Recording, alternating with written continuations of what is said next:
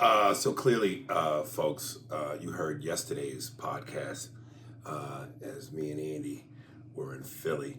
And we're still in Philly for the podcast episode. But when you're listening to this, we'll be in Irvine. So there's a little bit of a quiz. Paint this picture. Rocky, like in Rocky 1, when he finished beating up, when he lost to Apollo, and it was close though. And remember when you said that thing about him going to Adrian, hey, where's your hat? Yeah. So, but remember prior to that, he was screaming out, yo, Adrian! So, here's Rocky. Only the plot twist is, he's gay.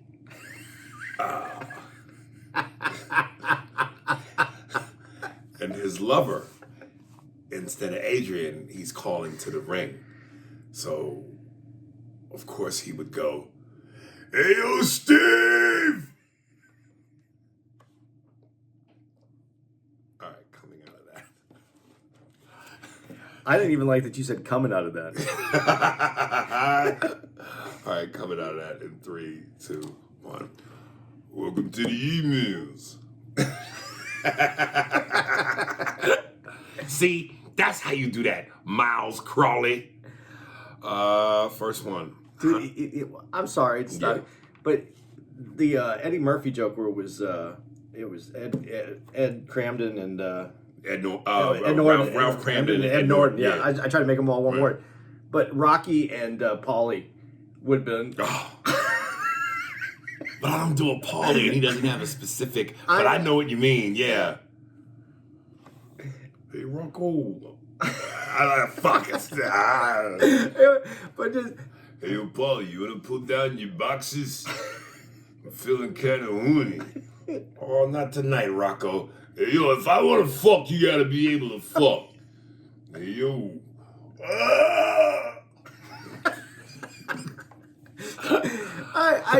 That was the updated version of that Eddie Murphy thing. That is shit. Yeah.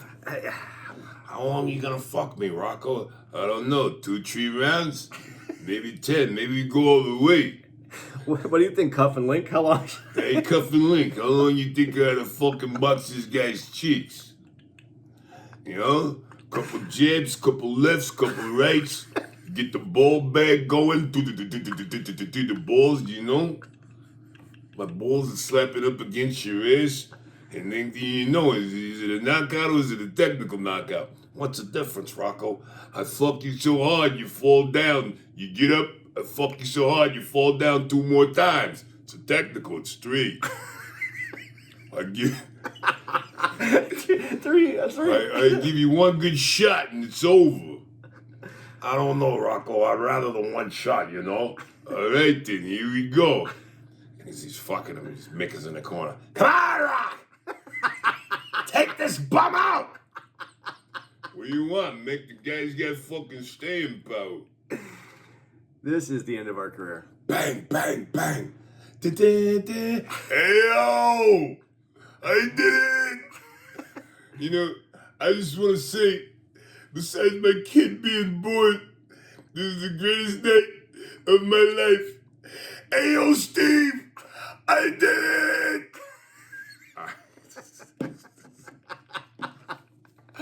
Gay Rocky, nigga. That's a shout out to Eddie Murphy, though, too, for producing that thing. Yeah, and produced by Eddie Murphy. Gay Rocky. Da, da, da. And then next comes the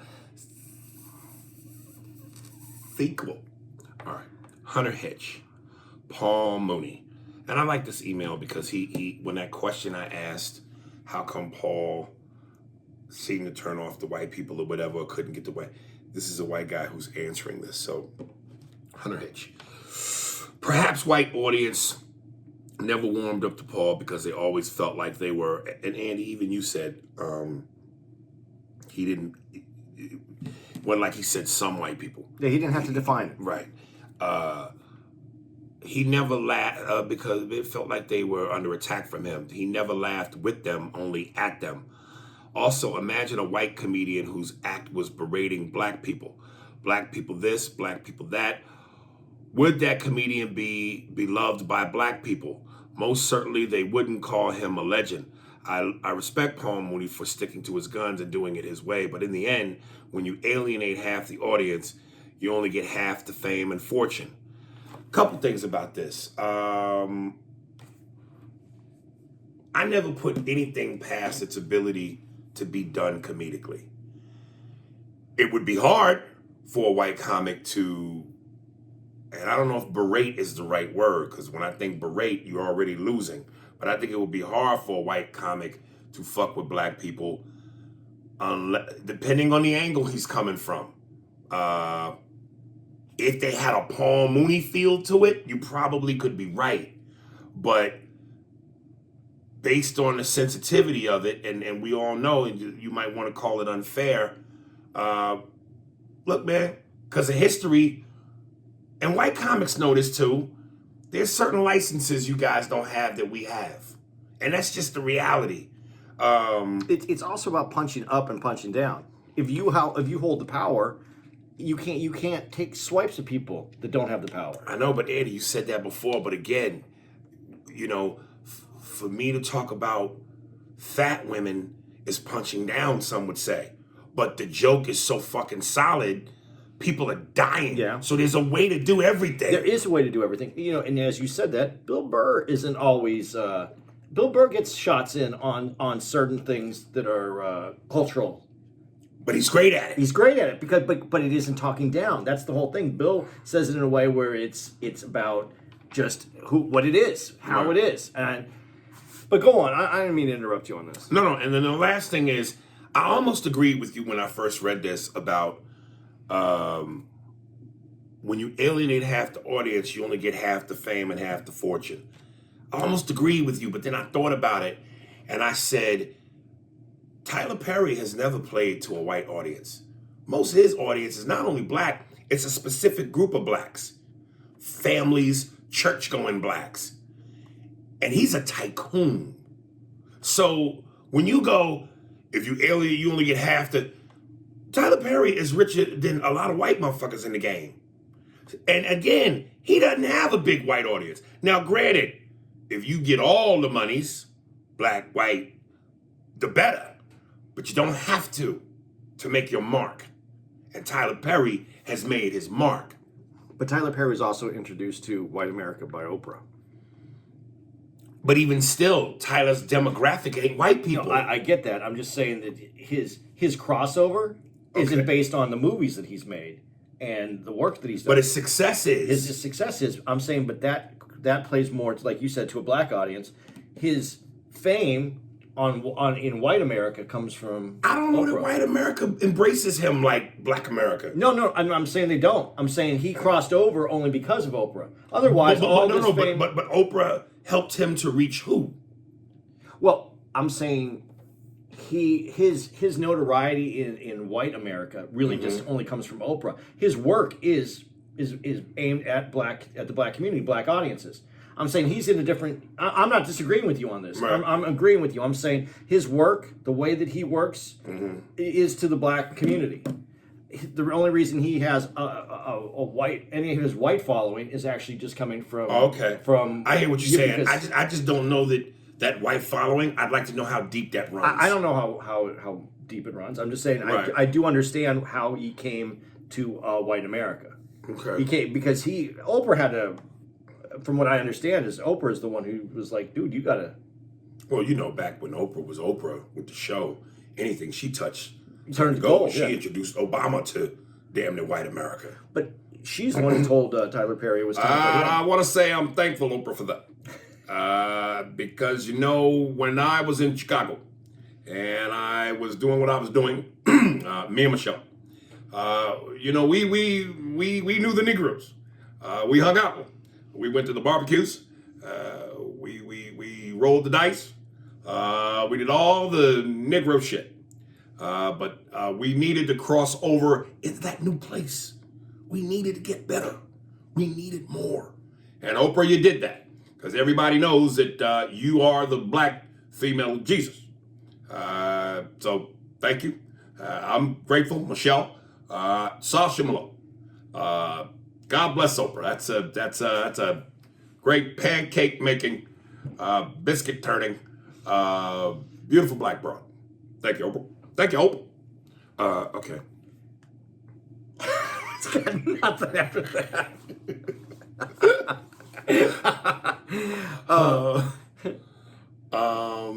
But to his point though, what he's saying though About Paul. About Paul. Man, the thing is, and this is a white people thing, and guys, this is where I am handy because I know I say white because and again I'll say it again. I walk through this world. I get the benefits of the whiteness. Goddamn right you do. But I grew up in a Mexican household. I understand. I hear what white people say. Mm-hmm. Listen, white people couldn't get out of the way when Paul speaks of being lumped in and generalized. Because white people do this. That's why when they say black people, they mean all black people. They generalize and put everybody in a big group. So when Paul is coming at them, and I got to be honest, even sometimes when I would hear Paul, ooh, that would hurt. It would cut because it felt close. But you have to realize he even if he's not saying it, if you're not that, it isn't you. White people have a hard time removing themselves from that because they truly deep down know that they have all these advantages, whether they want to admit it, whether they even admit it to themselves.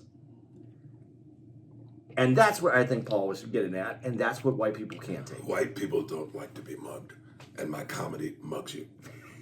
As soon as you sit down, nigga, raise your arms. Give me your wallet. Bitch, give me that goddamn purse and those pearls. And if you refuse, I will haunt you. I will follow you. I will mug you. I'll put that knife in that white back, and I'll get it. Damn it. White people can't stand it. The best analogy I can give for this too, though, is Richard Pryor in the Wanted. Richard Pryor Wanted, the specialty film. Mm-hmm. And he said this is the time where all white people came back and found out the black dudes had taken their seats during the intermission. Yeah. Niggas done stole their seats. Yeah. That was Pryor's. Was crossed over to white folks in a way that it was manageable. Right. Paul was the one sitting in their seats. Motherfucker, your seat is mine now, goddammit. Fuck that. You stealing niggas from Africa, I'm stealing your seat from the show. And if that white bitch you call your wife wants to sit down, she can sit in my lap. But I have that nigger dick, she'll be 8 inches taller. Okay. My Sherry Amore, pretty little girl that I adore. You're the only one my heart beats for. How I wish that you were mine. A girl. Shh. You know what that noise is? Is that a shotgun? That's the chopper, nigga. That's the chopper. Side seat with the chopper. Shh. All right. The harem speaks. This is for the guy who wants to be hooked up with someone from the harem. Absolutely not. Because we don't like the way you came for our sultan. I love this bitch. A sultan is a king, right? Yeah. Man, this motherfucker here. That's why she gets the side seat, nigga. She called me a king. If you're a faithful listener, you already know if you do it again, I'm coming through the door like Manny when Tony was in the shower. Chichi, get the yayo. I'm whispering A-B, A-B. Steve, after I say A-B, A-B, give me the A-B noise. In 3, 2, 1. Get the yayo on the way out. Of course, this is all love and jokes. And shout out to the entire A&A family, especially the one with the vaginas. Much love, Shamar Emery. My Sherry Amore. Shh. Yeah. That nigga who talking all that shit. Hello? You want me I should shoot this nigga Big Daddy? The Big Daddy character should just be in your... I love it. I love her voice. It's so cute. You did it this weekend. Yeah. That was great. You want me to treat him like white folk Big Daddy? No. Okay. Anything for our girl, Shamar? No, I thought it was, that was for you. Yeah. Well, So she took care of you. Wait a minute. If I'm the Sultan, then who are you? I'm just a sidekick. The Sultan and the sidekick. Simi, we must go to America and find my queen. Simi, talk to me in African. Where does one go to find a woman suitable enough for a king? That's how great Arsenio's African accent was. Since you used Eddie Murphy and Arsenio, maybe we could name ourselves. You could be some money and I could be no money. Since there's big money and little money. Yeah, some money and no money. Oh shit. Woo, woo, woo, woo. Get out of the car, nigga. Wait a minute. I got some money. How you gonna fuck with me? Fuck that. Your money don't mean shit. Hey, white guy, are you all right? But I got some money. Fuck your money, nigga. Ma'am, is this him? Yes. That's the nigga that raped me, daddy. All right. You're gonna need that. You're gonna need some of that money now. Yes. Spoken by the chief. Raymond. Let me find Raymond.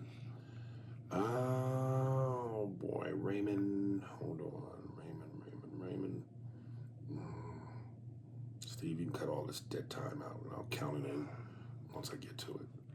I think if you just keep saying Raymond, it's gonna pop up. Raymond. Hi, I'm Larry Smoother. That was so fucking funny.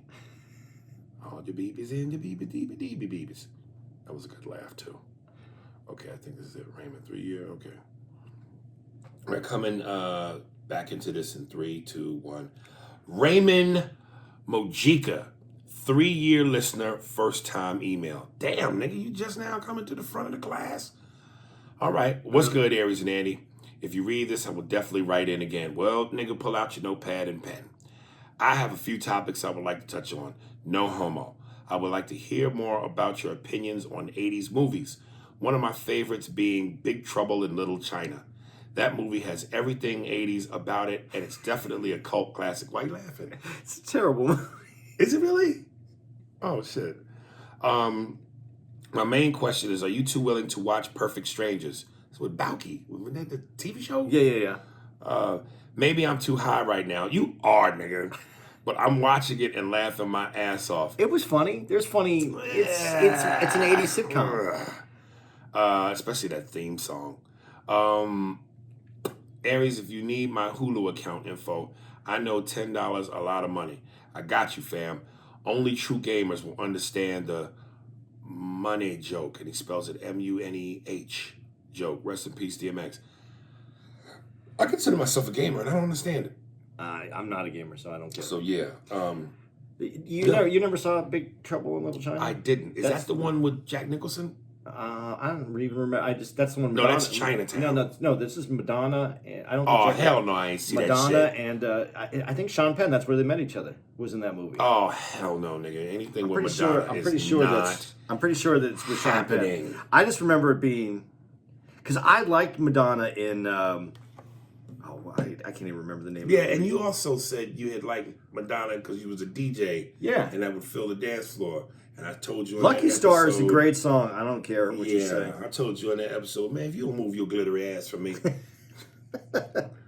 I'll look it up right now, but I'm pretty sure that's the one that they were in together.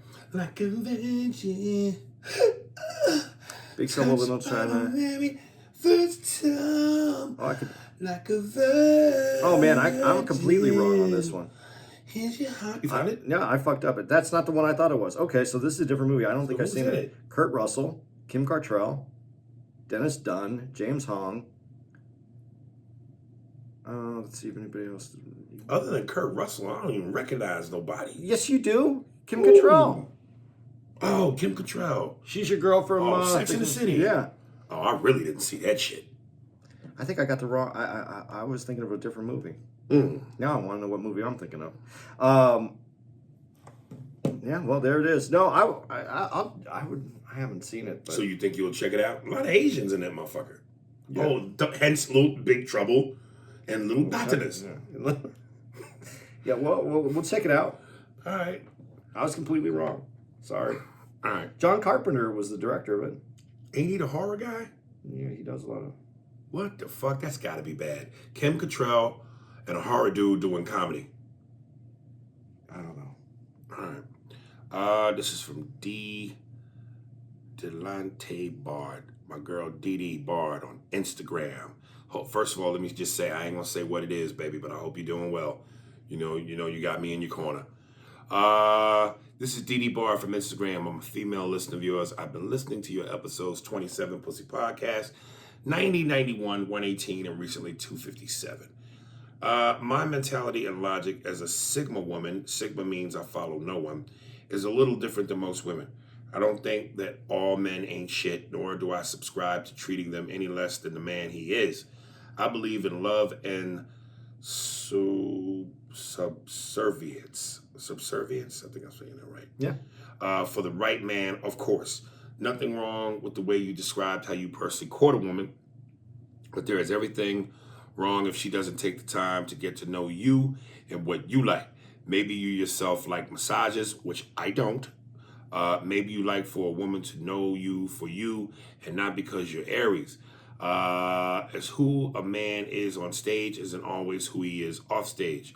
There's no symphony between two people if there is only one instrument playing.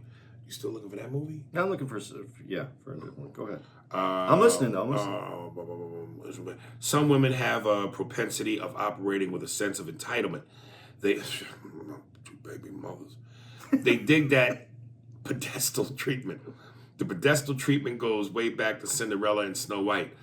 Love there was just an illusion, with the man having no flaws and the woman being perfect. On episode 90, I'm mixed. Father was black, Creole as well as Asian and Italian. Me looking like a white girl, but not white, has been interesting for me. I don't fit in with white people, too black yet, nor dark skinned enough for black folk. And what hurts me is how beautiful black women feel. How beautiful black women feel they need to spend all that money to get butt fillers, braids that mess up their hair, edges ending in them losing their edges, all the unnecessary things black women do, and if they could just see how beautiful they are. And yes, white people need to just shut up and quit defending their positions. And some whites being racist but use ebonics as well as listen to rap. We really as a nation need to come together as one and appreciate what everyone brings to the table. And the N-word is too polarizing and shouldn't be used anywhere, in shows or anywhere else. Some black folk don't even like to use it. I'd love to find a more powerful word, something that doesn't have a hurtful history to it, such a king, etc. And I get it. There is a commonality in using the N-word in the black community because the definition of it is understood and appreciated. We all have to remember that black folk were on this planet, ancient Egyptians, way before Jesus, who looks like a doobie brother. And get the fuck out of here, Tony Robbins. He'll never ever get it, so all he can do is offer support and love and teach ways to bridge the gap to create peace and love. Moving forward, Andy doesn't get it. White folks can't use the N-word ever because he doesn't get that it was the white man who called the black slaves, not by their first name or last name for some sort of damn respect, but they use the N-word instead. A white man is called by his name, but a black man is called by the color of his skin. I'm going to just stop for a second.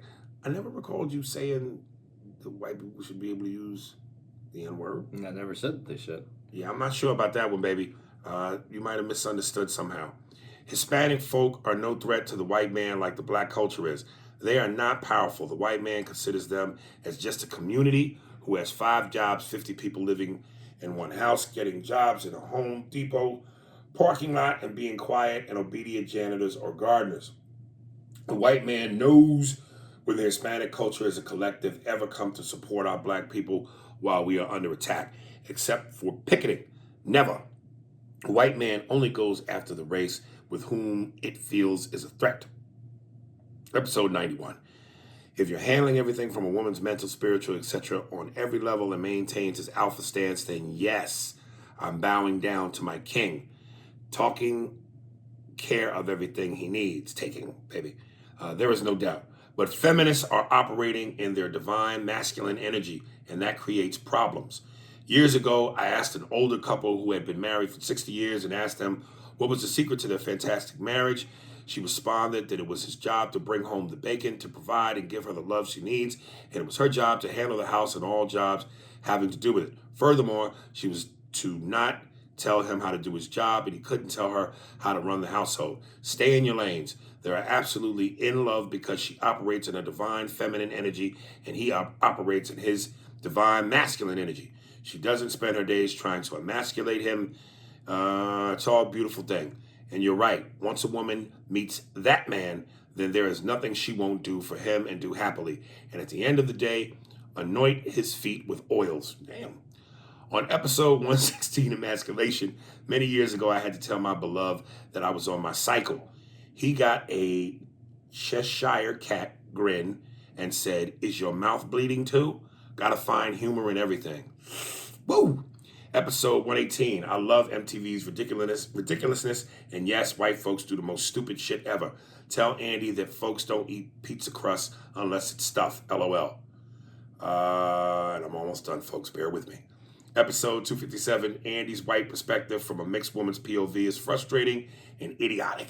My friends and I go into a gas station and I'm the only one who isn't watched and I'm mixed. Why? Because even though I'm olive complected, I can pass for a white woman, and so therefore I'm not considered a threat. And Andy switched up on you from his original perspective of white people get killed too, to until deaths of white people are broadcasted, there won't be a change bullshit. As a female listener and a fan of yours since day one, when you first hit the comic scene, I love your humor and honesty, which is sorely missed in the world, and love your show. P.S. Andy needs to spend more time around minorities. Best, Dee Bard. There's a whole menu on that one. Yeah. Well, I think she's been writing it for 3 years. Well, no, but that wasn't her. No, that wasn't her. But this one, I think she's been writing it for 3 years. Right. She's been waiting to write this one. If I spend any, I don't know who, I hardly spend any time with anybody that's not a minority. Right. So, well, my girl isn't. Yeah, I don't know. It just felt like, in a nutshell, some of those assessments were a tad bit off. Well, I think she listens to it, and like a lot of people, don't listen to my. Right. I think I ponder a lot when I'm talking, and I think out loud as I'm talking. And I think if you catch just part of it, you that would be the assessment that you have. But yeah, I fought you on using the N-word. Yes, you've always been against that. And the conversation that we had, and this is the only thing I can come close to, is using it on stage. And the perspective is, as a comedian, if it's funny, it works. Right. And if it's not funny, then that's a whole nother story. That was it. And I don't profess to even wanting to use it on stage. I have a joke that it does work. It's funny, but just for my own personal reasons, I haven't even done that joke in. Yeah, and let me real quick say something, because if my memory serves me right, I want to say, I know I've spoken with her back and forth on Instagram, and the way she broke down specific episodes is within the order that I always tell the women who are coming to the podcast for the first time to sample the Coke for free before I sell it to you forever, which is episodes 27, 90, 91, and 118. And I'm saying that to say this. I don't know if she's going to the beginning and started to listen in order. And that's why I always preach that, because when you hear those things out of sequence, I could see how that assessment on you might be. But once you really start to go in order, especially when you get towards where we are currently, for those who have been listening since the beginning, I think they really see you now. You know what I mean? Like, you just started out as a big, huge blob of clay, and now you're finally turning into a normal blob of human being. Well, I whittled down the wording that I used, and I think people hear it differently. But they knew who I was, like you said, when I was a big Play-Doh. And Right. I don't know, but the last thing, I think a lot of people took this out of context, and a lot of people got what I was saying. Right. That about policing and white America, and the way I should have said it is, as over policing will continue to go over policing. You can't over police just one community because people then start to over police other communities and it keeps continuing to go on. So I guess how I should have said it is, as more over policing starts to affect white America, and as more attention is drawn to that, white America will start pushing back on over policing. But as long as it's only happening to the black community, they have no interest in talking about it because that's not what they do. Right. That is a better way for me to put it, because as I said to Aris off the air, it's not where you have to actually even kill a white person. The police have to kill a white. All they have to do is make white people uncomfortable, and they push back. But if you Google and instead of writing just to me, but if you Google white people and over policing and deaths, you'll see that it's already happening. And guess what? There's lawsuits and there's police being fired. So it is part of what has to happen, but the attention on it has to happen. I'm not advocating for it to happen, for people to be killed. I'm just saying that this is how this country works. And if I'm wrong, I'm wrong. Here, here. Athenos, episode 261, The Digestion Crown. I don't remember which delusional fan wrote in about how you and Annie are supposed to be having these conversations that other famous brothers and sisters, and then he puts in parentheses, Kevin Hart, Michael Jordan, Oprah, aka wealthy black people, only talk about in private.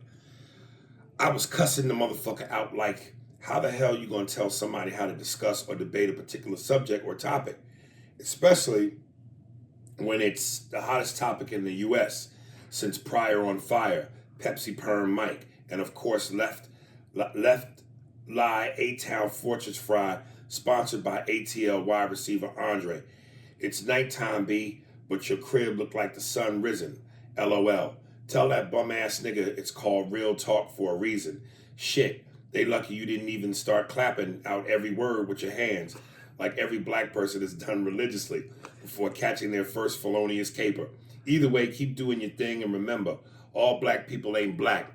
Nah, Aries, some just born that way. Long story short, by trying to tell you what to do, that fan touched the black man's radio and didn't even know it. That means the fool was oblivious to the fact that he needed to apologize. This makes the black man mad. And hell hath no fury like a woman scorned, but heaven have no wrath like a black man born. LOL, meaning I like that. Hell have no fury like a woman scorned, but heaven have no wrath like a black man born. Yeah, put that on a Hallmark card. Others have to get furious or wrathful. Blacks was born with that shit in our spirit from our chain ancestors. Shit, we spend our whole damn life trying to balance that shit out. Yeah. So, yeah, brother, to that dude that, you know what it is. Let niggas talk how we talk. You know what I mean? I got why someone would say that to you, but on the other hand, I'm on this podcast with you. Yes. I know what's going to happen. Yeah. This is how the podcast works. Yeah. So, and we are talking, I never really, to me, being honest on stage was very important. So, even though I'm not the jokiest on the podcast, because I do take what we talk about seriously, I wouldn't want this to go any other way. Right. We talk about serious. I didn't know that we were talking about, I knew it was serious. I just didn't realize we are one of the few people that will take it as deep as we will go. Yeah, and out of the rubble comes magic. So, best thing you could ever do is just be natural. Be natural and be honest. And whatever's going to be is what's going to be. Anything fabricated, I don't think the creative process does what it's supposed to do when you try to create it so much, or force it rather. Force is a better word. And trying to force a certain way we talk does not feel natural. When I cut him off, I'm not cutting him off to be a dick. I'm cutting him off because that's just who I'm feeling. I'm in the moment. And it's the passion. Yeah, I'm in the fucking moment. And it's my responsibility to speak up after, during, or however I can get it in while we're having these passionate conversations. So I get it. I'm never put. I mean, if we didn't end up, If after a podcast we couldn't talk to each other for a week, that would be a problem. Right. But people have to understand that we know this about us, and we're going to go out to eat afterwards. So it's like that scene in Scarface when Frank Lozia's character tried to set up Tony, and Tony goes in there with the fucking arm in a sling, and Manolo's there. You know the scene. Hey, Ernie, you got a job. Yeah. And Frank is begging for his life, and Tony just finally goes, I'm not gonna shoot you. And he turns to Manolo and goes, Manolo, shoot that piece of shit. No! I just picture that same scene with that dude telling us how to talk. And I just go, oh no, I'm not gonna kill you. Yo, Shamon, shoot that piece of shit. You want us to shoot that nigga right there, Big Daddy? No!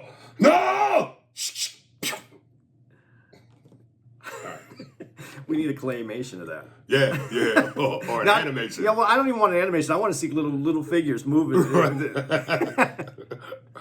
For my girl, A.B. She's back. Yeah. Steve, give that enough room between the doom and the she's back.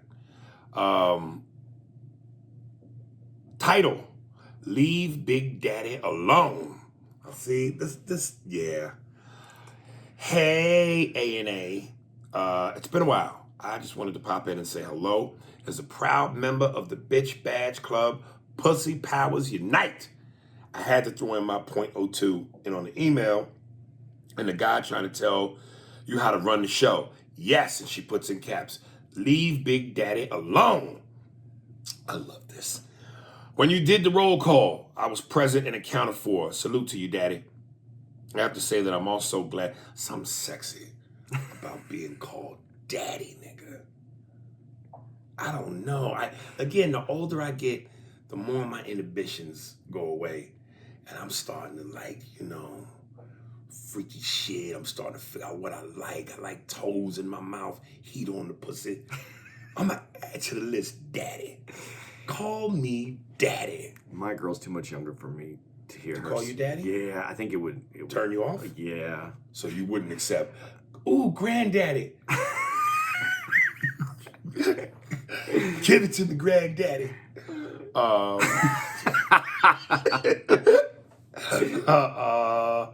I had to say that I'm so glad to hear all the love that Andy is getting from the different listeners. You're a cool dude with a variety of life experience. I would totally hang out with you. Oh yes, congrats to the engagement. Go Tara. The chemistry between the both of y'all with this podcast is out of this world. I really hope that y'all do a live podcast show one day soon. I haven't written in a while with the goal to give other people a chance, but I didn't want to stay away too long and make y'all send up the bat signal. Much love, respect, and continuous support. I am loving the love among the different listeners. I stay laughing when I listen weekly. XOXOAB. Thank you, sugar. Thanks, AB. That's nice. Yeah. Daddy. Love it. From my boy Mookie. Oh, he got some news too, nigga. Because you talk about Tara. He got news too. Yeah. Papa Mookie. Yeah. Just want to let y'all know Papa Mookie is out this bitch. Having my first child, he/she will be here in December. Don't matter the gender, as long as they are healthy. I'll holler at you. Mookie. Congratulations, my Seriously, nigga. that's a great moment, man. Yeah, man, that's beautiful, man.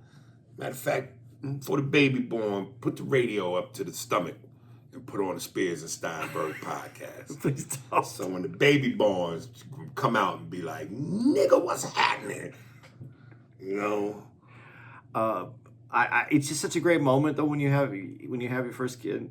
But the thing about it is, someone asked me, and I'm not trying to give anybody any advice because this isn't advice.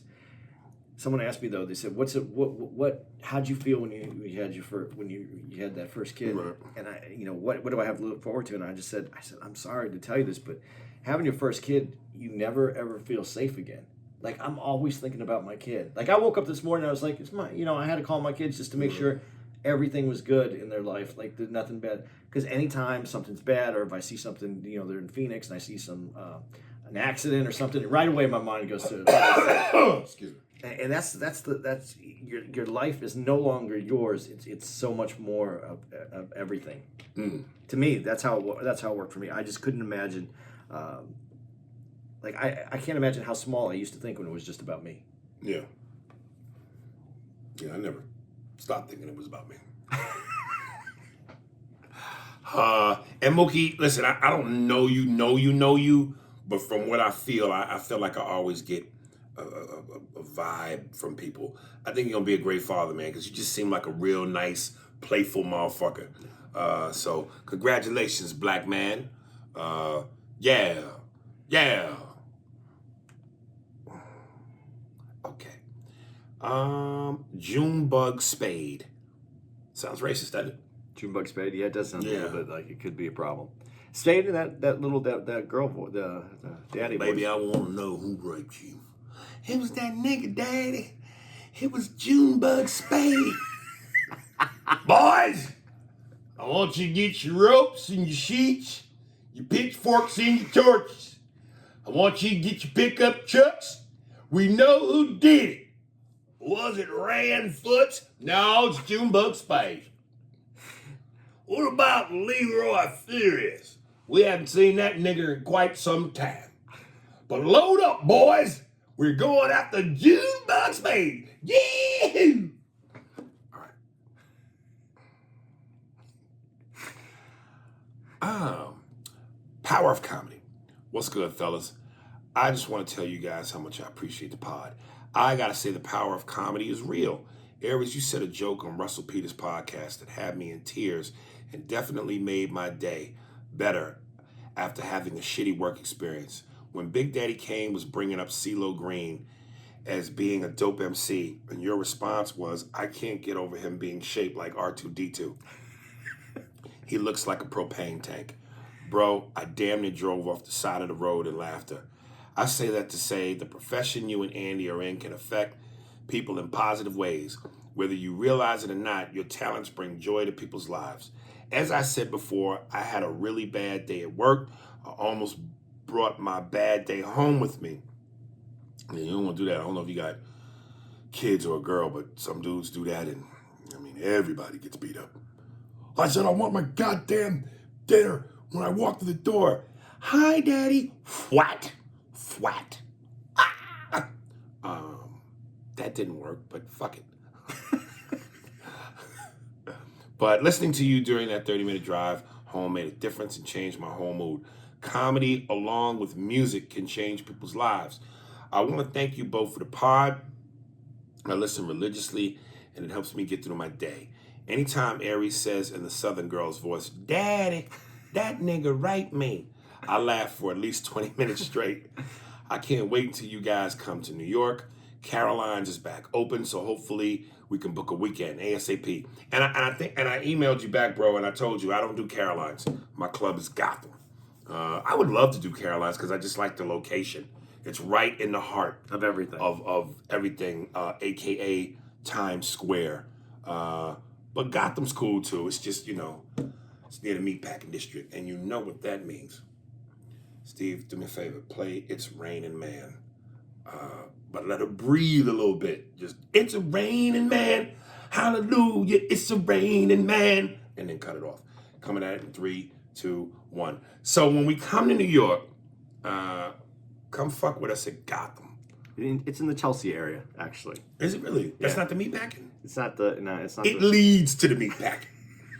It's just the way. It's the penis that, when it's erect, leads to the booty. It's right next door to the Chelsea Hotel. Okay, but in that whole area, yeah. What sound effect do I have that I can give you when I don't want to answer a question anymore?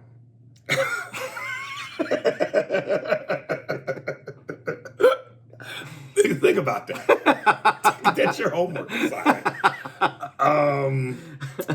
Yeah, Gotham, man, home home of a motherfucking soprano security team. A lot of niggas, they fucking ex-cops. Niggas wear suits. They don't fuck around. Yeah, Gotham is a cool club, man. I like it. Paulie Christopher, show. Anybody fucking makes shinny heckles, anybody fucking yells out, I want him out of here.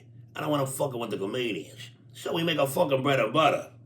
You know, I got this fucking thing I gotta pay for Uncle June's fucking law fees. I don't got time for this shit. If anybody makes fun of these guys, if anybody yells out, you get them the fuck out of here. All right. Yeah, Gotham. You like Gotham, right? You No, I like Gotham a lot. You know what? I'm. This is just because I'm biased about New York. The worst club in New York is still a good club. The club. Club. Okay. All right. Okay. All right.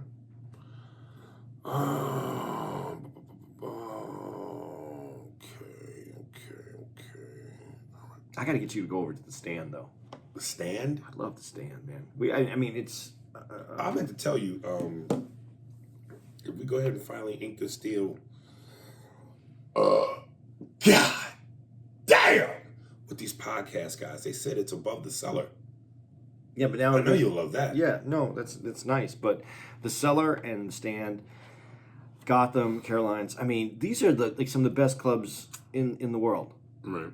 I mean, New York this is why I came to New York. His dick gets so hard for New York. New York comedy, man. Seriously.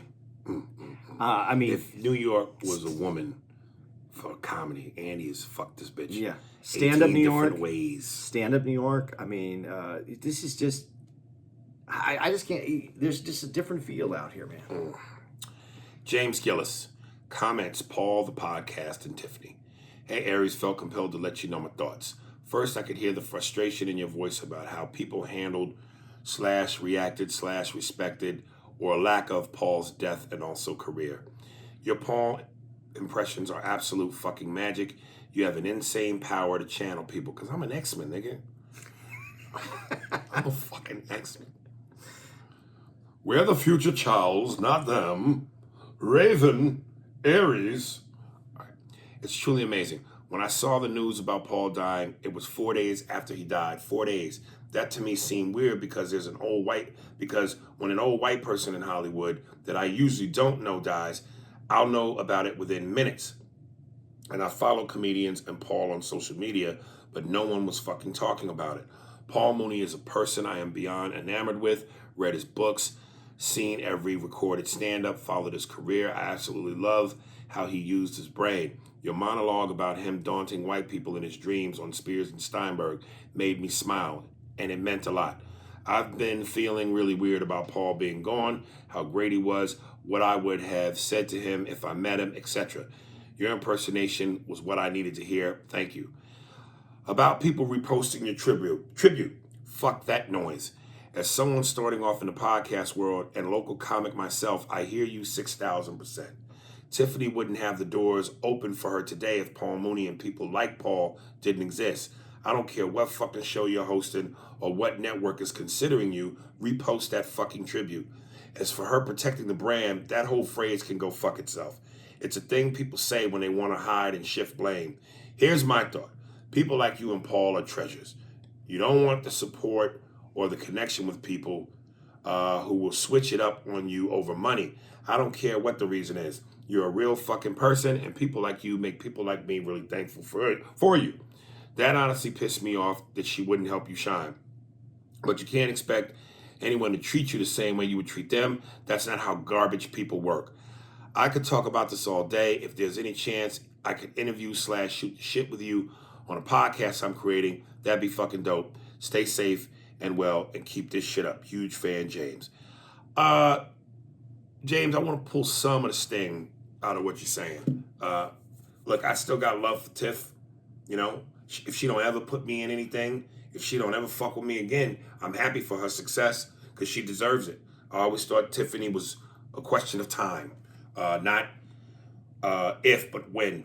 But I did a podcast this morning from 2 black girls. And did I have to do it? Nope. Are they huge? Nope. But there was also, the end justified the means. I'm trying to grow our female fan base. So whatever crumb I can get that brings women to us, I'm gonna take advantage of it. But I'm also doing them a solid because by having somebody like me on, that brings them a certain look of and attention.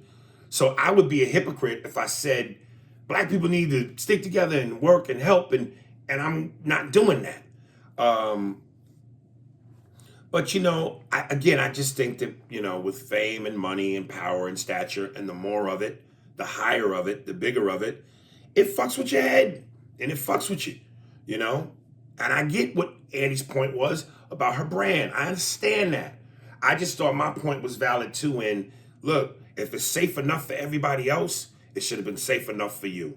Now, if everybody else turned it down, then I could see you following suit because you're like, yo, well, why did they turn it down? But since it was already given the USDA seal of approval, come on, sis. So, I just got a quick comment on this. I don't think anything that we talked about in that was to attack Tiffany. mm-hmm. And that's why his came out with a little harshness that I was afraid that talking about it the way we did honestly would. Because I don't think this is just about Tiffany. Yeah, it would be nice if she did, if she understood, like you said, all these other people, it was approved. But you're also, and she hadn't heard it, and yeah, you said that, but but it's also a tribute that you're going to do talking Paul, and it's you, who also doesn't get the fair shine from Hollywood. Right. So given that, I understand her, like I said, she protected her brand, she's worked hard, she has a window. Let's be real honest. The female window is smaller a lot of times than the man's window in that industry. For sure. So for her to want it, that isn't.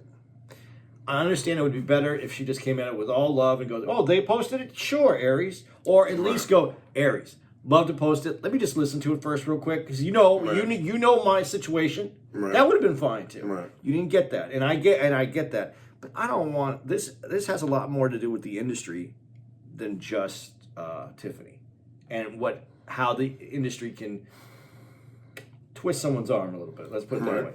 So that being said, I just don't want to put this on all. I don't want. I feel bad hearing someone put, like you said, sting on Tiffany. Right. Because that is not.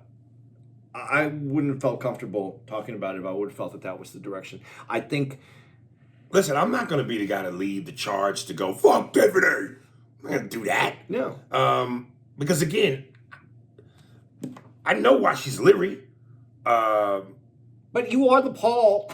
I hate to say this. And I hate to hear it, but I know the reality. You are the Paul of this moment, this time. But what I hate about that is I'm not, because, like I said, I don't have white people walk out of my shows. Right. I don't make them feel like they're being shanked. I'm again, slavery heroes. I'm more Frederick.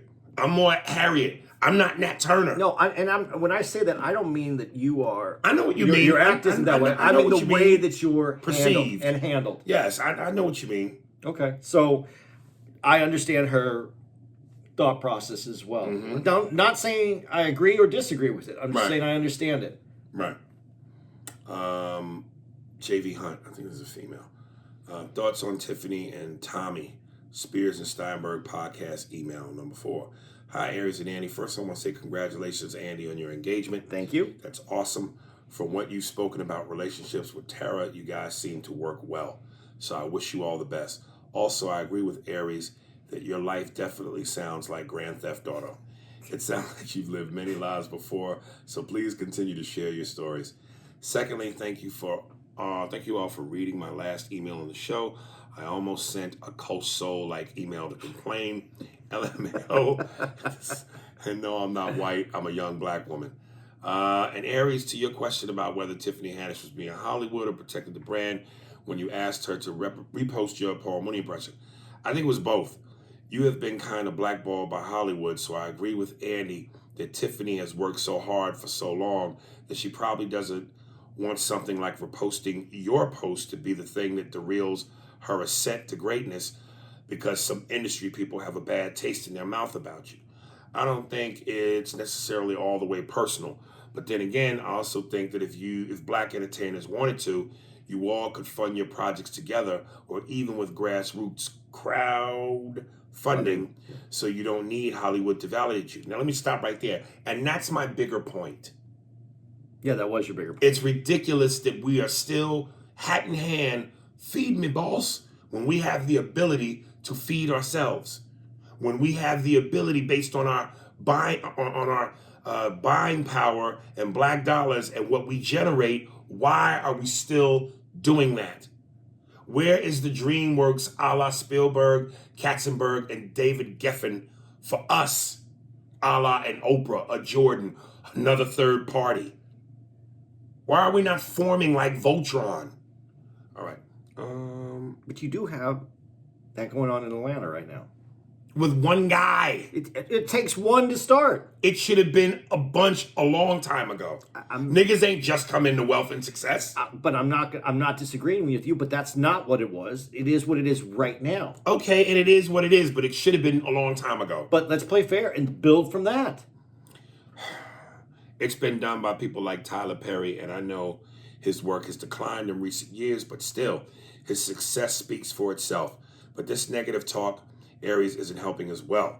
I know you've been in an industry for 30 plus years and have tried for so long with not so much to show for it. Well, I don't agree with that assessment.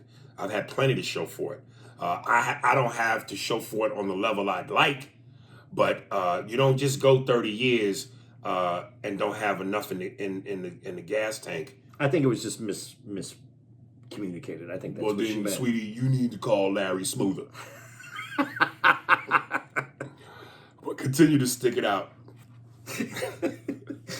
Shit, you could probably fund your own special and sell it on your website, or do a thing where you sell a ticket and viewers can access a private YouTube link to your live comedy special.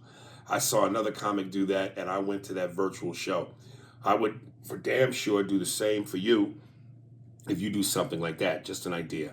Also, I agree with Tommy Davidson when you mentioned that he feels he's made it, even though he might not be acknowledged by the industry. It sounds like he's just happy to do what he loves and finds that to be what his success and joy looks like, which sounds awesome to me.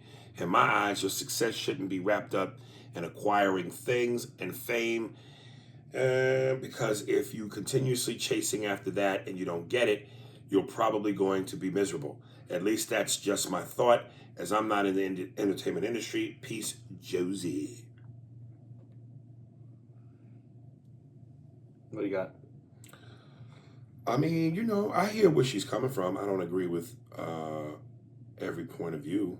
Well, I agree. I see where she's coming from. But, you know, some of the things that people will say, and they've said this to you, and they give you other suggestions or ideas to get your brand across. Like, you could do a YouTube, you could do... Where I agree with that person on what they're saying, but I also look at your situation, and as a new comic, I'm still in, you know, I'm a new, I mean, I got a little mileage now, but I'm still a new comic. And coming up, being older and seeing how things were done in the past, I mean, there's a certain amount of respect that's given to people that have been in this industry for a long period of time and have made money for other people and done, and consistently put out a good product. And I think those people get deals. And it's almost, I feel, when you talk about this, I don't think you benefit yourself by talking about it a lot. I really don't. I agree with that. Talking about what, like the Tiffany shit? No, not only the Tiffany shit, but just about the industry and calling the industry out a little bit and saying what you say. But on the other hand, it's the disrespect that you get that makes you so frustrated, because you have done this for a long time. And you have put out a product this whole time. And you sell tickets and you bring people out and you have acting chops and you have been through this. So I understand the frustration. It is, yes, you could do some of these other things, as she's saying, but do people who have been at this as long as you and have put this kind of work in, is that the route that they go through? Or are they getting the respect from the industry? And that's where it's frustrating. You know, I've thought about it, and I feel like, look, you already don't like me. I don't know what I'm supposed to be able to do to change how you feel if your decision or your feeling about me is set in stone. I'm not going to bust my ass and break my neck tap dancing and doing soft shoe and all that other shit if your mind is made up that you don't like me. And listen, when I go out on auditions, I try to do everything I can, smile like a motherfucker. I'm Chester the Cat, nigga, from Alice in Wonderland. I'm from temple to temple. And I'm not trying to do too much, but I want to make sure I do enough. I try to be personable. Hello in the room. How are you? Shake every hand. I can only do so much to change that perception, but I've more or less, like, I believe in my heart and my soul. I believe in my heart and my soul that before my final days, I'm going to get there. But if I don't, I'm making peace with it. That's why I'm also trying to do other things that have nothing to do with entertainment. Just because if Hollywood finally shuts its door on me, I want to be able to have enough bread so that I can live the way I want to live and my people are taken care of. And, will I be happy with that? I find a way. Because, look, if I don't get what I really would love to get, will I be disappointed? Will I, let's be truthful. I'm not going to sit here and say that shit that motherfuckers are saying. I might be a little damn. But I'd rather be damn in a cabana that's a part of a wing on my crib than be damn and, in some fucking apartment somewhere because shit's done got that bad. I'm over trying to force people to understand who I am. It's almost like, fuck it, if Hollywood ain't gonna do it, let me put the power in the people's hands. Because I just have a hard time, maybe I'm stubborn, maybe I'm stupid in thinking this way, I have a hard time believing. And like Steve Martin said, be so good they can't ignore you. I have a hard time believing that if I could keep being the funniest motherfucker alive and find ways to just keep doing that, at some point, if I make enough noise that way, somebody's gonna listen. But then Chris Rock creeps into my head. It's not about the jokes. Okay, but can I give you two sentences and you tell me which one you use and then tell me which one would work better for you? Man, I just need all the people who listen to the podcast to let the people know, like, whatever it is, put me up, send out letters, tell everybody that I should be in this movie, or that they would like to see me in a movie, or if something comes up. Finish your thing, but that's something I would never do. No, okay. Let me just kind of get to. I know Coach would do that. Okay, but get into, but in your words, people listen to the podcast. I'm trying, whatever you say to move people, and then that's what you say, and then you go because Hollywood won't listen to me, or just eliminate the Hollywood won't listen to me. You still get the people to do what you want to do, but you eliminated the part where you even brought up Hollywood. Which one would work better for you? So if I say everything you just said with Hollywood, and then say everything I say without Hollywood, just eliminate because Hollywood doesn't like me. Hollywood doesn't need me. Hollywood doesn't want me. To me, it still feels like I'm trying to get people to somehow help me, like, get in.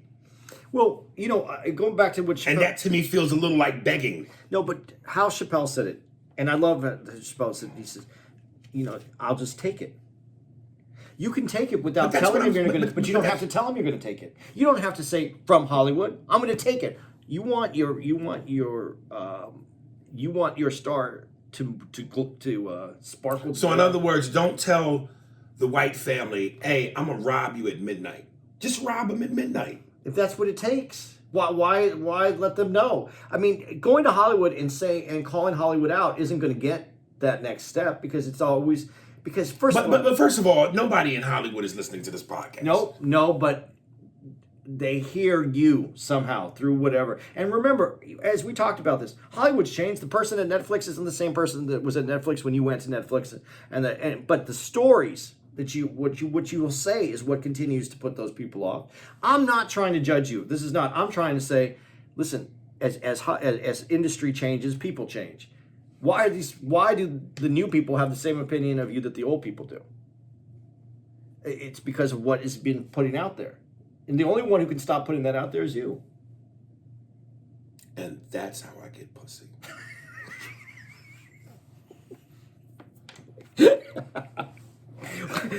We're at we're in where are we? We're at Helium in Philly right now. Yeah, but we're Irvine. yeah, Irvine Improv, California, opening back up. and you're listening to this on Thursday. That's our first night out there. We're there Thursday through Sunday. Yes. Come on out to Irvine. You guys been cooped up this whole time. Come see the show. Yeah. There's plenty of space at that Irvine Improv. Yeah. That's a club that's very, very roomy. You'll feel safe in there. Yes. So come on out this Oh week. shit. All right. Who do we got? Who's on deck? Who's on deck? The upper room. When Jesus. That's what they say, nigga. Who's on deck? The upper room. Whoosh Dragon. Do it again. This is Whoosh Dragon. Do it again. Of course, he didn't give me any socials to promote. Smarten up, people. Smarten up. All right. We out.